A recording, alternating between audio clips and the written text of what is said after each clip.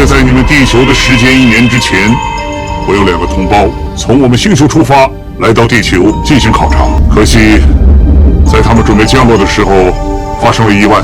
当时2个同胞发出了求救信号，可当神秘人收到求救信息赶来时，却发现飞碟坠毁的地方被严密地看守起来，2个同胞也被关进了古墓。既然你们可以从外太空那么远来到我们地球，区进古墓里面救你们同胞，应该不难呢。神秘人表示，他进入古墓才发现，那里面埋藏了很多远古细菌，而这种细菌被地球人称之为伤风菌。外星人根本没有办法抵御这种细菌的侵袭，还是地球人厉害啊！连外星人都无法抵抗我们的病毒，所以神秘人才会找到七白盗墓，救出他的同胞。这么精彩的视频，当然要配一些炸鸡跟薯条，边吃边看。最近我发现闲鱼有很多的省钱神券，点击左下角上闲鱼搜省钱神券，现在还能0元抽霸王餐。我在闲鱼买了好多低价套餐，真是太省了。上闲鱼有钱花，快去闲鱼省钱吧。纳尔逊听后立马表示会尽力救出神秘人的同胞，没想到神秘人却悄悄找到卫斯理，只希望他去古墓营救。可是以人力物力来说，纳尔逊那边比我们优胜得多，你为什么不找他帮忙？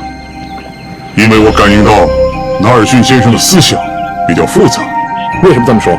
我感应到他有私心。卫斯理和白素一番深思熟虑后，便答应了神秘人。随后，神秘人表示不需要纳尔逊参与营救计划，还拿出金属片送给纳尔逊，让他带回去好好研究。不出30年之内，我保证你们国家的科技会突飞猛进，甚至可以登陆月球。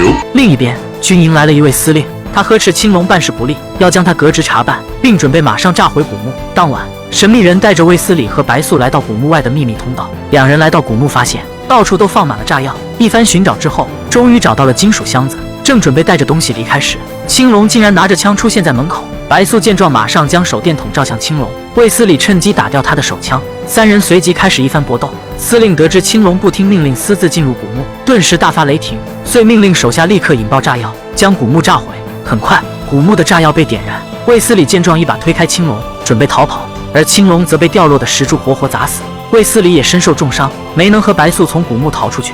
奄奄一息的卫斯理倒在了白素怀里。就在白素万念俱灰之时，废墟里竟飞出2块金属片，接着幻化出一辆外星飞船，2人立马被传送到飞船上。这什么地方啊？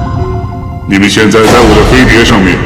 猫人原来是神秘人出手相救，而卫斯理进入飞船后，身上的伤也奇迹般的痊愈了。神秘人感谢2人不顾危险救出了他的同胞，并邀请2人去自己的星球定居。不行，我们还有很多亲人和朋友在地球上，我们怎么能扔下他们呢？